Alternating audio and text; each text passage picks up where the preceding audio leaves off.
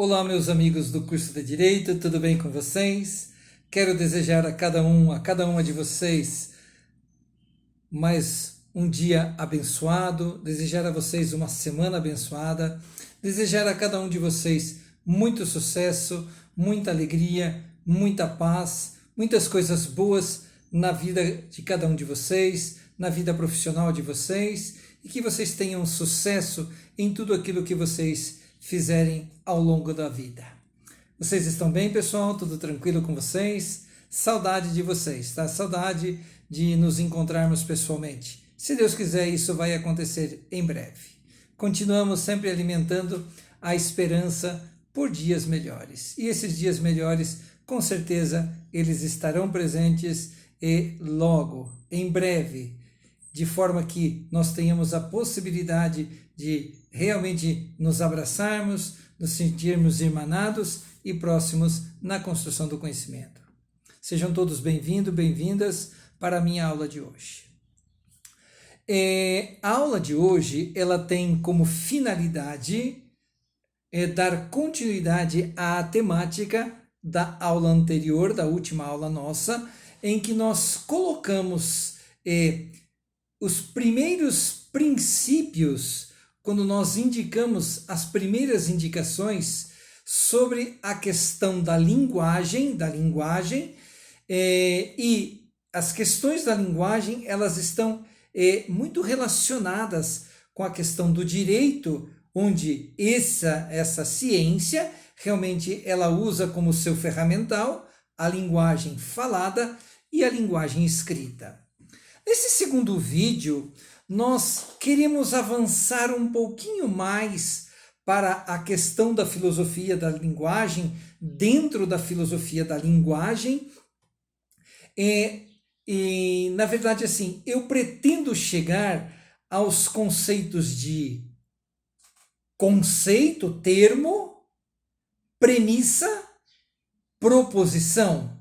Isso é, de que forma, ao elaborar uma peça jurídica, esse profissional do direito realmente saiba o que ele está escrevendo, o que ele está argumentando como proposição e que informação e que argumentação lógica ele vai apresentar através das premissas.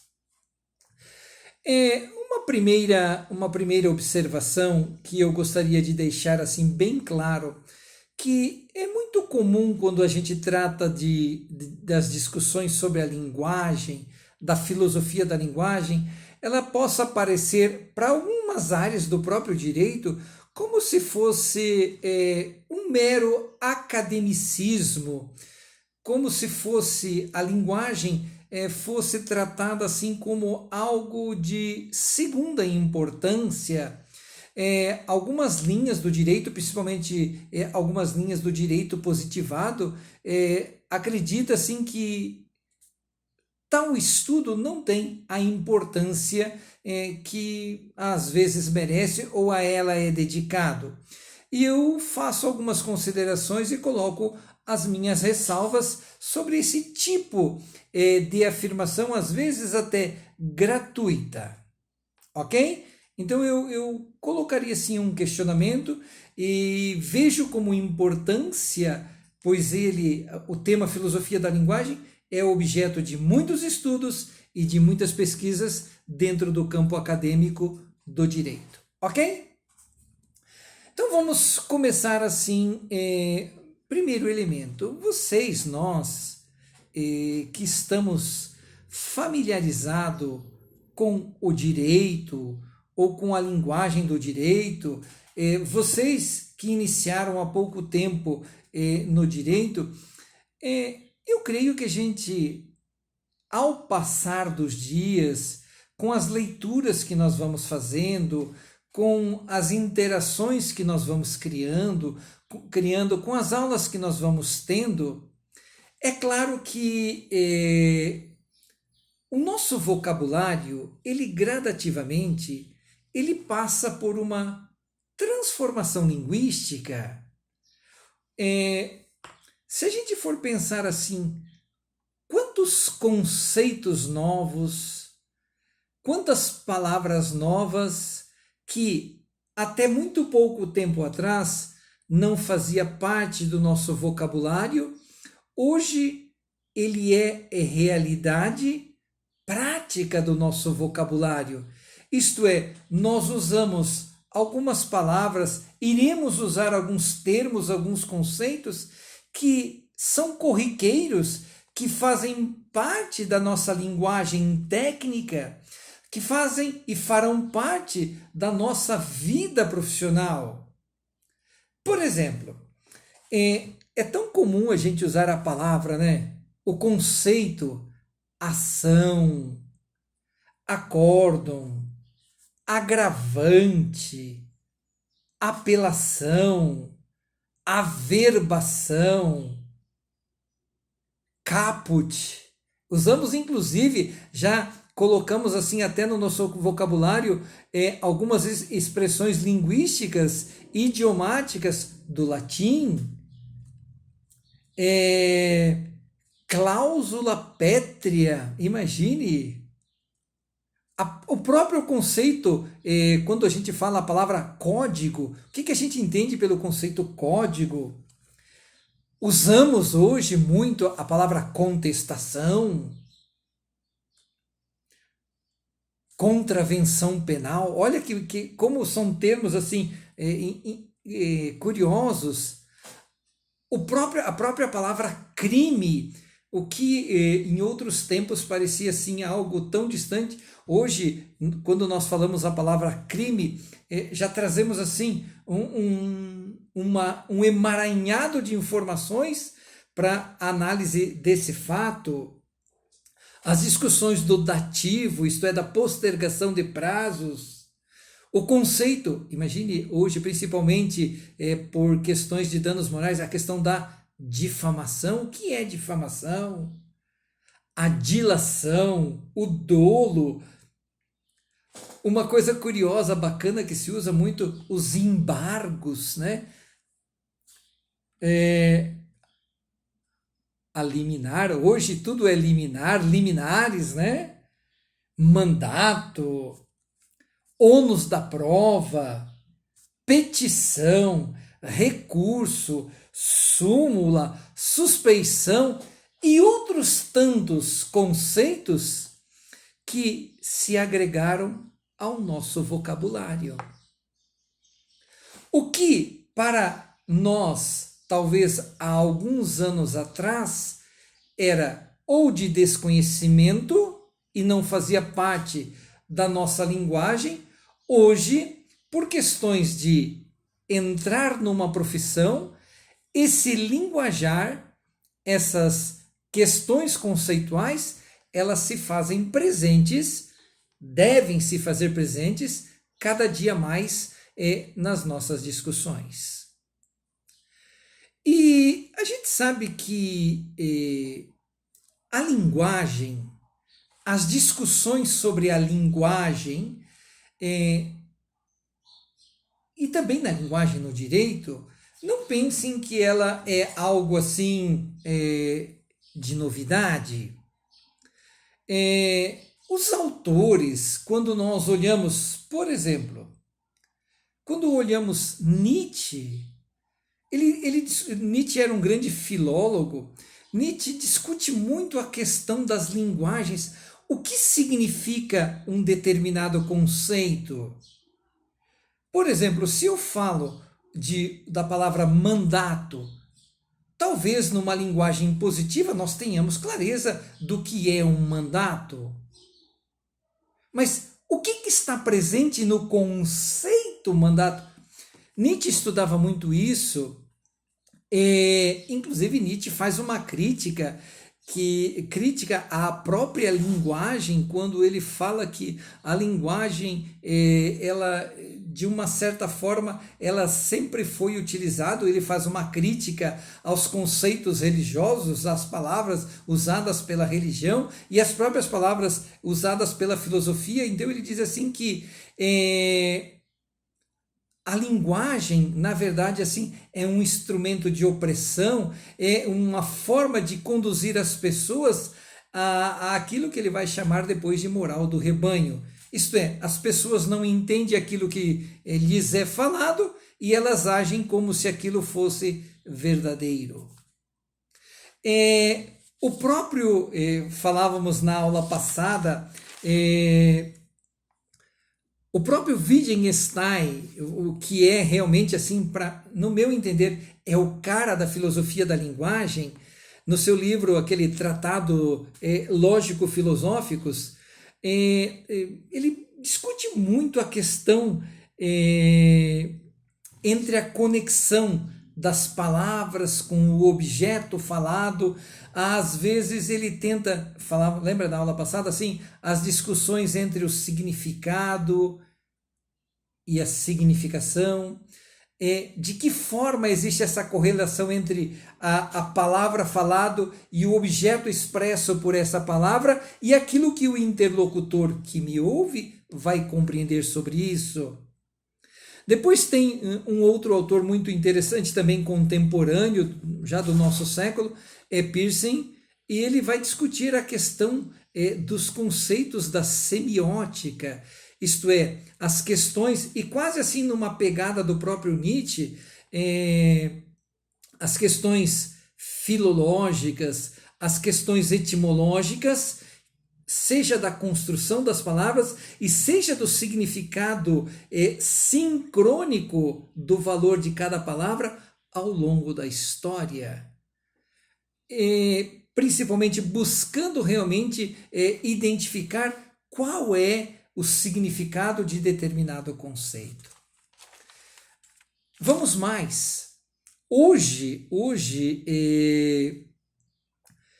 principalmente nos últimos anos, os últimos 10, 15 anos, podemos falar assim que a linguagem, nós passamos por uma revolução linguística, principalmente com o advento das novas tecnologias, com as novas redes de comunicação, as novas redes sociais.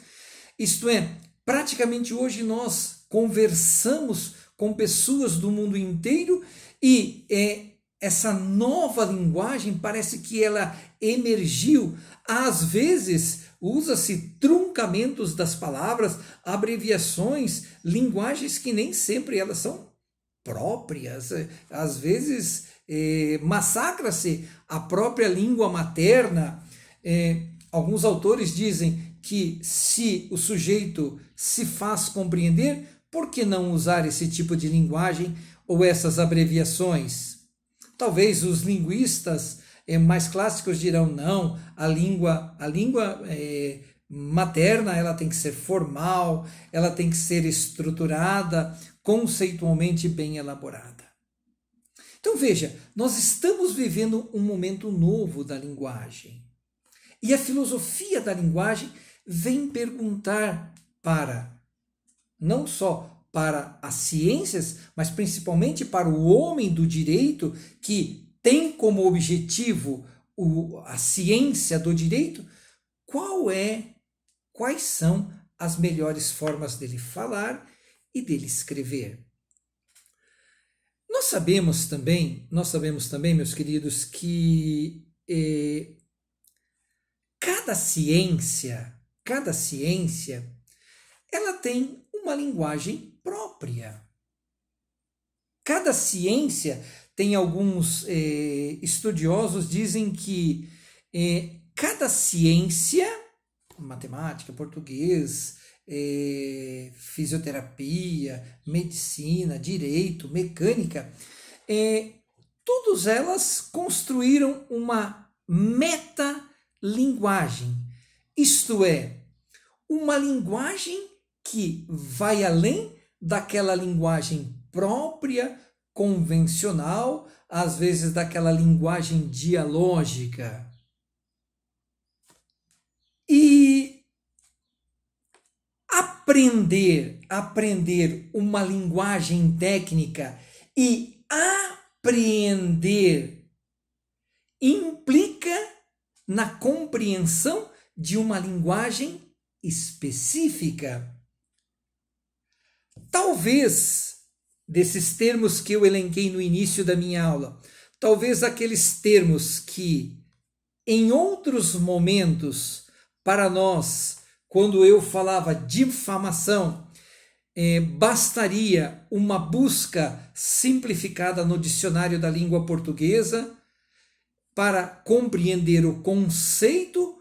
Hoje, nesse aprender e apreender esse conceito numa linguagem técnica do direito, ele importa para esse profissional técnico num caminhar, ir, como dizem esses autores, numa metalinguagem, isto é, o que significa determinado conceito dentro dessa especificidade técnica.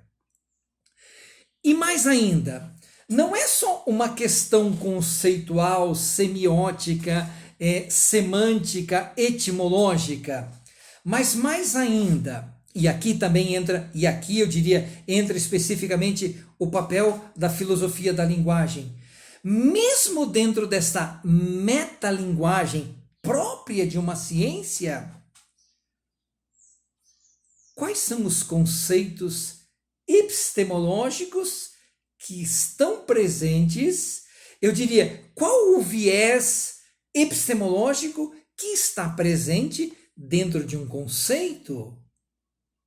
Se a gente lembrar lá do nosso primeiro semestre, do nosso primeiro bimestre, as orientações, quando a gente pega assim, talvez um determinado conceito numa concepção meramente positivista, lógica, um determinado conceito num viés eminentemente fenomenológico, um conceito numa visão socialista, marxista, talvez a forma como ele é expresso, talvez no contexto em que ele é escrito, ele pode ganhar uma conceituação epistemológica muito além do meramente significado linguístico, etimológico. Por isso que os autores dizem que aprender uma linguagem é aprender uma metalinguagem. Isto é, algo que vai além, que ultrapassa e que agrega conceitos que são próprios de uma ciência. É claro que a filosofia da linguagem e a filosofia da linguagem dentro do direito vai perguntar sempre, quando o homem do direito, quando o profissional do direito, ele usa conceitos, e se quisermos, conceitos próprios da sua ciência específica, com a epistemologia própria que é dele, de que forma, e aí a filosofia da linguagem, ela vai perguntar de que forma esta linguagem é o princípio necessário para a comunicação ou para o processo de comunicação. Ou, em outras palavras, quando o homem do direito, o profissional do direito, usa determinados conceitos, dentro dessa linguagem própria, técnica, de que forma o seu interlocutor vai compreender, o seu cliente vai compreender, de que forma o magistrado que lê a sua peça jurídica vai compreender, que viés epistemológico está ali naquela escrita, de que forma os jurados vão entender a sua fala no júri. Percebe? Então, a filosofia da linguagem, ela discute as questões linguísticas, mas nesse viés epistemológico como caminho de comunicação. Mais ainda, quando os termos são usados, nós sabemos os termos técnicos de qualquer ciência, é claro que nesse viés epistemológico, é claro que todo termo, toda palavra, ele tem uma teoria, isto é, como teoria, ele tem a relação entre os conceitos e termos especializados. Se um mecânico me fala um termo técnico, se um médico me fala um termo técnico, e talvez eu, leigo no assunto, não saiba o que significa, mas a teoria, isto é, o conceito epistemológico, identifica ou um problema pontual em algum lugar do motor, ou um problema, nós diríamos assim, fisiológico dentro do nosso organismo. Mais ainda, além de teoria, o conceito técnico, ele também assim ele aborda questões práticas. Então, se eu uso o conceito difamação, se eu uso o conceito crime, se eu uso o conceito mandato, se eu uso o conceito súmula, ele tem uma vinculação epistemológica, etimológica, técnica, metalinguística e, claro, ele será aplicado nessa circunstância. E, claro, como produto, é um vocabulário que é próprio de uma linguagem técnica. Então vamos lembrar, então uma terminologia técnico-científica, ela conceitualmente, ela expressa nos seus termos, nas suas palavras, teoria, prática e é um produto bem pontual. Isto é, uma indicação do porquê, do como e do onde utilizar. E é tão curioso quando a gente fala assim da linguagem ou da filosofia da linguagem, nesse parâmetro entre uma linguagem técnica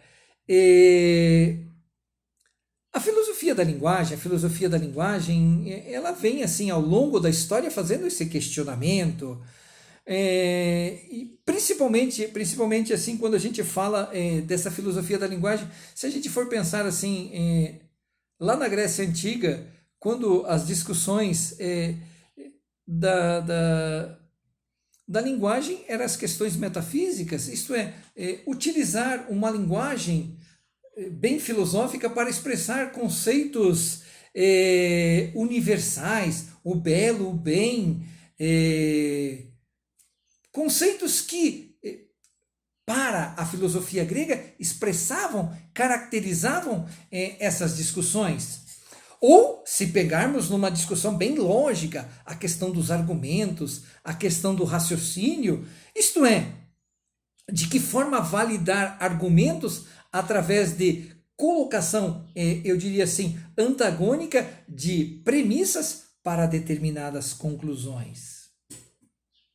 Então vejam, as discussões sobre a linguagem, elas estão assim, caminhando com o tempo. E falávamos também na aula passada assim que o próprio direito, ele tem passado por mudanças, por transformações na sua estruturação. Já tivemos um momento de exacerbação linguística, onde o uso de uma linguagem extremamente polida, retórica, de uma verbação, às vezes quase uma verborreia desnecessária, levou a, digamos assim, a não compreensão da própria ciência, daquilo que é próprio daquela linguagem técnica. Às vezes usava-se determinados conceitos que alguns do direito nem compreendiam o que era. Ou hoje estamos caminhando para um viés um pouquinho mais, talvez assim, sem perder o conceito técnico, mas para uma linguagem de maior compreensão. Por isso que a filosofia da linguagem, ela vem fazer um questionamento para as ciências, e eu vou trazer aqui um questionamento para o próprio direito. A linguagem técnica, ela tem que ter no seu bojo a capacidade humana de comunicação. O próprio Wittgenstein diz: se na linguagem não existe a comunicação, não houve linguagem, não houve interação. Mas a filosofia da linguagem vem colocar a capacidade do homem nesta comunicação, a capacidade de elaborar nessa interlocução, a capacidade no diálogo, a capacidade de argumentação. Então veja, Wittgenstein diz que se eu faço a interação, eu preciso, por parte do meu interlocutor, que ele seja capaz de argumentar, de contra-argumentar, de divergir, de discordar ou de anuir. Então veja, quando eu uso, exemplo, vou voltar lá para o exemplo. Se eu uso o conceito crime em determinadas circunstâncias, eu preciso ter bem clareza do que é essa palavra. O meu interlocutor vai entender o conceito crime. E é muito interessante assim quando a gente fala da importância da linguagem, como às vezes, quando a gente fala assim das questões hermenêuticas da própria linguagem. Exemplo, assim, eu estava lendo agora há pouco como a linguagem é algo curiosa, algo assim muito, muito vivo. Por exemplo, quando alguém diante do juiz de paz, duas pessoas vão dizer assim, ó, eu digo sim, e eles, por questões contratuais, resolvem viver juntos, se casam. Quando ele fala sim, quando essas pessoas falam sim, elas não estão declarando ou descrevendo, mas elas estão dizendo assim, nós vamos, a partir desse sim, agir como duas pessoas que querem conviver mutuamente, dividindo experiências de vida, sentimentos. Então veja, como a linguagem ela está carregada de uma hermenêutica, de uma semântica. Um outro exemplo, assim, se a gente for olhar assim, quando você está no elevador e você de repente entra com alguém desconhecido do elevador, sabe, fica aquele silêncio e a pessoa diz assim, está quente hoje? Aí a gente poderia pensar, será que esse cara está dando uma informação meteorológica? Ou ele quer entabular uma conversa conosco? Percebe como a linguagem ela é rica de significados? Ou, por exemplo, se eu coloco um anúncio vendo determinado livro por R$ 50, não significa que eu estou apenas... eu vendo um determinado livro por R$ 50, não significa que eu estou apenas declarando a minha intenção de venda, mas que eu estou realizando uma oferta. Quem quiser comprar, está aqui. Por isso, percebe que como ao expressar uma linguagem técnica, metalinguística, eivada de significados, nós sabemos a importância da circunstância do proferimento desta palavra. Depende da forma como eu falo, depende da forma como eu expresso, tá? Dependendo em que circunstância determinada palavra ela é falada, ela indica ação. Por exemplo, casar, comprar, prometer, aportar, julgar, tudo isso vai além do verdadeiro e falso. Quando nós falamos que a gente assina um contrato, ou os termos do contrato, os contratos, veja, o contrato é uma linguagem metalinguística. Eles provocam mudanças objetivas, subjetivas, intersubjetivas e assim sucessivamente. Aí vem a pergunta, meus queridos. Eu acho que aqui está a grande pergunta da filosofia da linguagem para o direito. O que deve existir entre os sujeitos da comunicação para que haja entendimento recíproco sobre as palavras e os objetos empregados? Pois nós sabemos que a linguagem, ela assume o papel de mediação, de validação dos vários sinais linguísticos. Então, o que tem que ter presente na nossa linguagem do direito? Quando eu falo do direito, quando eu falo sobre direito, quando eu argumento com o direito. E eu diria, talvez hoje, nessa linguagem midiática tão avassaladora hoje, eu colocaria 3 indicações próprias que a filosofia da linguagem, dentro da linguagem técnica, indicaria, pontuaria. Primeiro, o homem do direito, o profissional do direito, ele tem que realmente ter uma linguagem técnica, isto é, uma linguagem culta. Isso é muito importante. É necessário.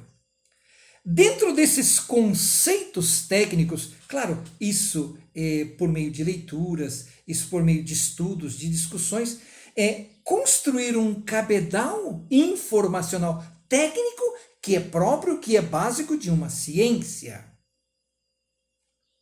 Mas, dentro desses conceitos, ou na formulação desses conceitos, é fundamental que ele tenha clareza.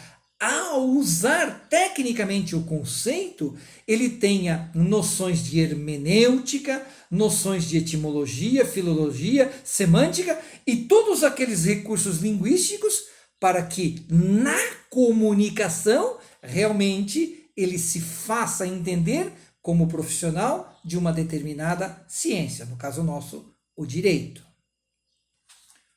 Veja, o cliente vai compreender. Talvez, qual vai ser a forma como nós vamos levar esse conhecimento para o nosso cliente? Segundo,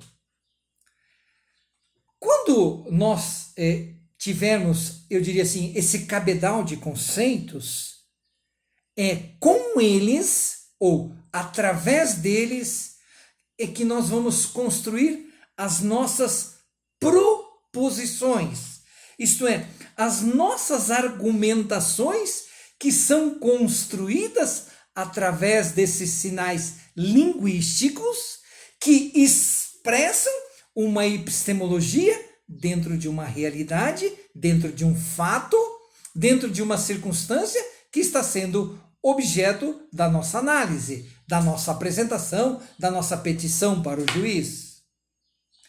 E por último, com as proposições, nós vamos construir as premissas lógicas. Isto é, as proposições servirão de elementos para a construção do silogismo lógico, do silogismo jurídico. Isto é, por meio de premissas com conceituação proposicional, com conceituação etimológica, que elas servirão de parâmetro, de anuência por parte do magistrado ou por reprovação por parte do magistrado daquilo que nós estamos solicitando para o nosso cliente. Meus queridos, vale a pena estudar a filosofia da linguagem. Vale a pena você estudar a linguagem. A linguagem é o teu canal de comunicação com o teu cliente. Pense muito nisso. Um abraço.